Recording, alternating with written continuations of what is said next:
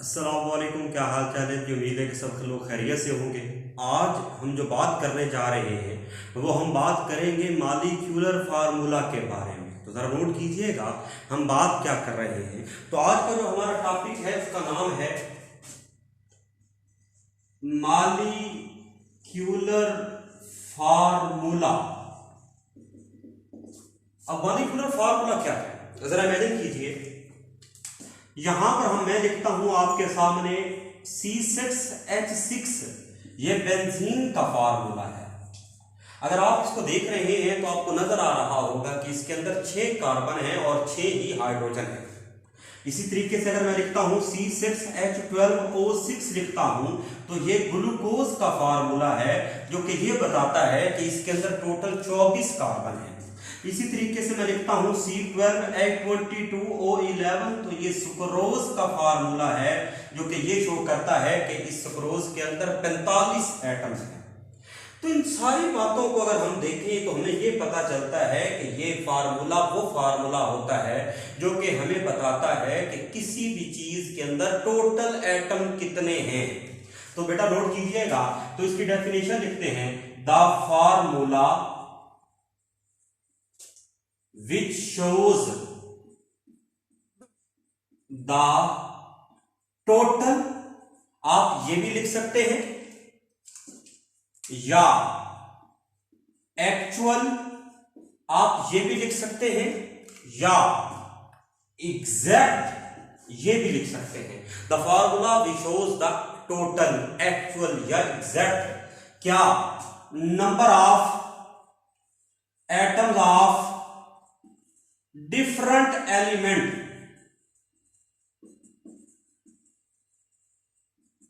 किसके अंदर बेटा, प्रेजेंट इन अ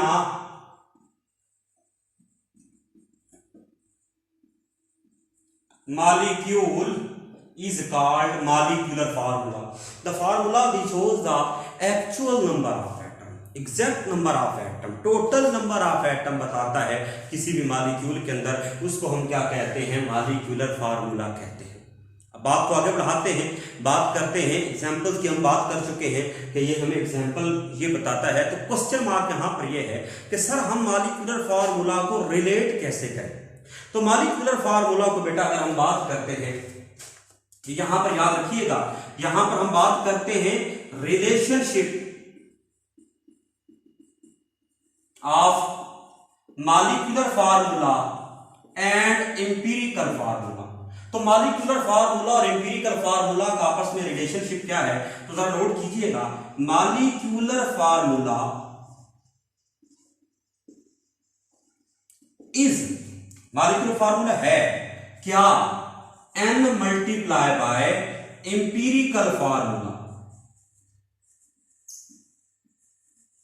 अगर इस बात को हम थोड़ा सा लिखते हैं तो नोट कीजिएगा, इस बात का मतलब क्या है। कहते हैं कि molecular formula is integral, integral multiple of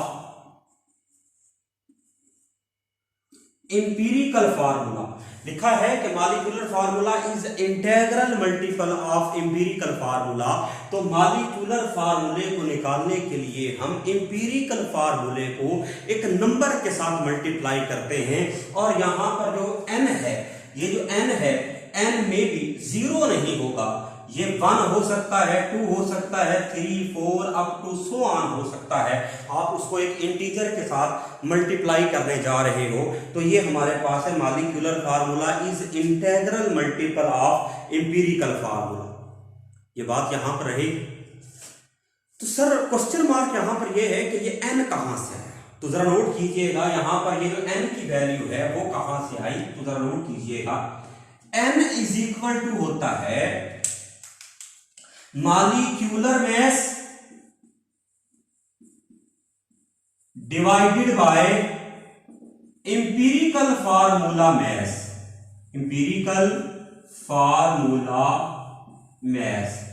तो बात करते हैं n की, तो n इज इक्वल टू होता है molecular mass divided by empirical formula mass. तो हम एक एग्जांपल को सॉल्व करेंगे, ये दोनों बातें वहां पर क्लियर हो जाएंगी।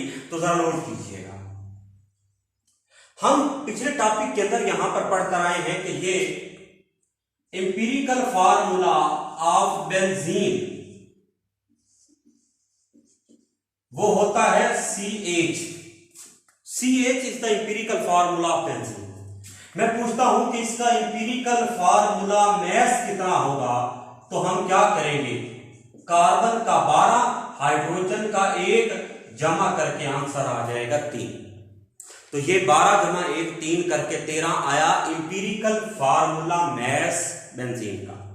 अब बात करते हैं बेंजीन का मॉलिक्यूलर मास।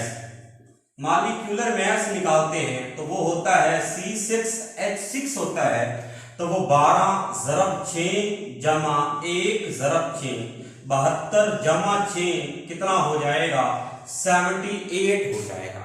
लीजिए हमारे पास दोनों चीजें आ चुकी हैं। अब हम n की वैल्यू निकालते हैं।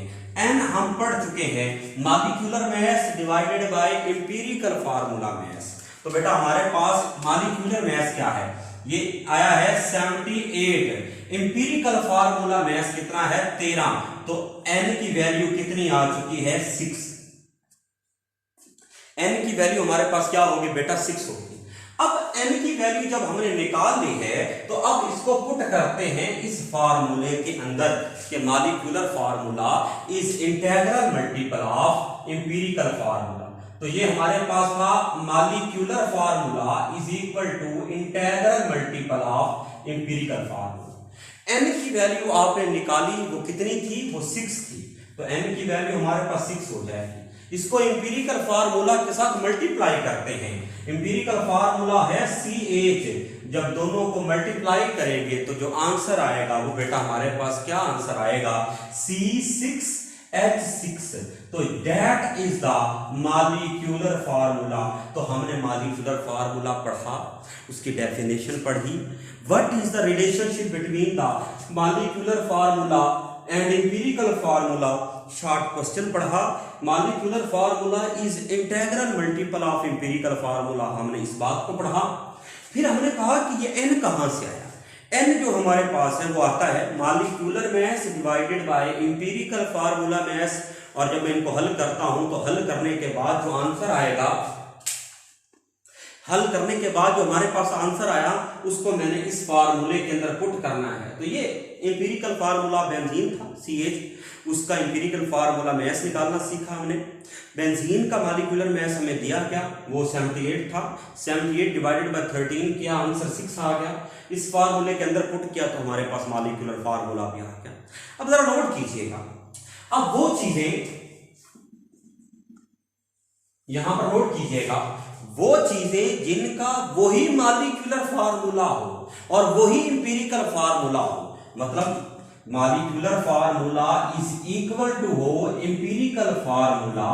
तो इसका मतलब क्या है, वही चीजें, वो चीजें जिनका वही मॉलिक्यूलर फार्मूला हो और वही एम्पिरिकल फार्मूला हो, तो याद रखिएगा उनके लिए जो n की वैल्यू होगी वो 1 होगी।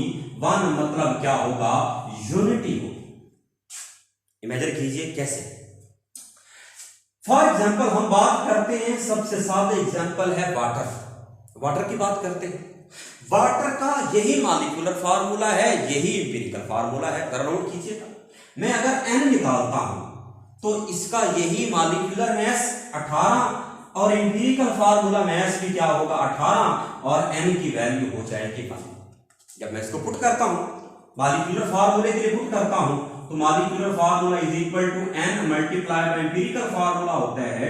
तो यहां पर वैल्यू क्या आ जाएगी, 1 मल्टीप्लाई बाय वाटर। तो वही इसका मॉलिक्यूलर फार्मूला और वही इसका क्या होगा, एम्पिरिकल फार्मूला।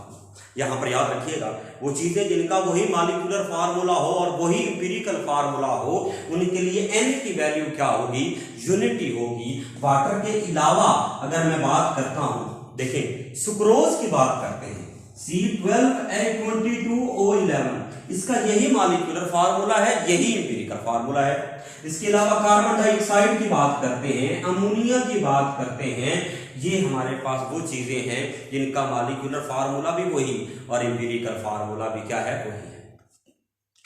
लेकिन अगली बात करते हैं, अब यहां पर याद रखिएगा, अब मैं अगर आपको कहता हूं कि ये क्या है, ये सोडियम क्लोराइड है।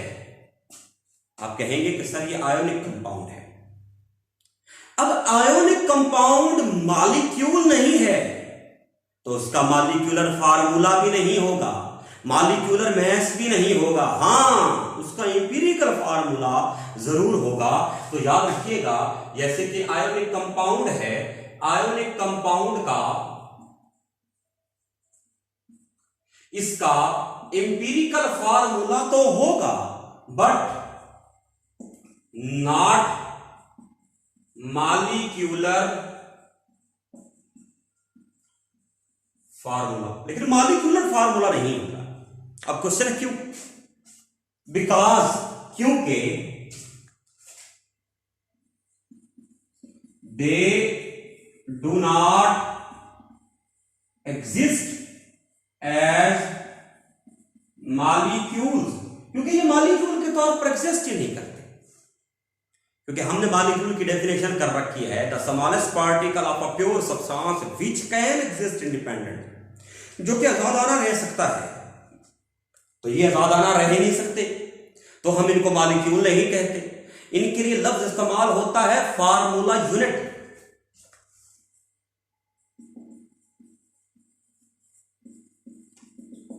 क्योंकि नेक्स्ट चैप्टर के अंदर, चौथे चैप्टर के अंदर आपने जाकर इस बात को स्टडी करना है कि ये आयोनिक कंपाउंड सिंगल यूनिट के तौर पर एग्जिस्ट नहीं करते। इनका सबसे छोटा यूनिट भी कम से कम 4 सोडियम क्लोराइड पर मुश्तमिल होता है। जरा इमेजिन कीजिएगा, इनका सबसे छोटे से छोटा यूनिट भी, यहां पर हमारे पास सोडियम पॉजिटिव है, Cl नेगेटिव है, सोडियम पॉजिटिव है, Cl नेगेटिव है, सोडियम पॉजिटिव है, Cl नेगेटिव है, Cl नेगेटिव है, सोडियम पॉजिटिव है। तो आपने इमेजिन किया, ये सबसे छोटा यूनिट है सोडियम क्लोराइड का, और कम से कम इसके अंदर भी 4 सोडियम क्लोराइड मौजूद हैं, तो 4 NaCl इसके अंदर मौजूद हैं। तो 4 सोडियम क्लोराइड इसका सबसे छोटे से छोटा यूनिट है। तो मोहतरम, आपने मॉलिक्यूल की डेफिनेशन पढ़ी, डेफिनेशन शॉर्ट क्वेश्चन है, डिफरेंस भी हो गया।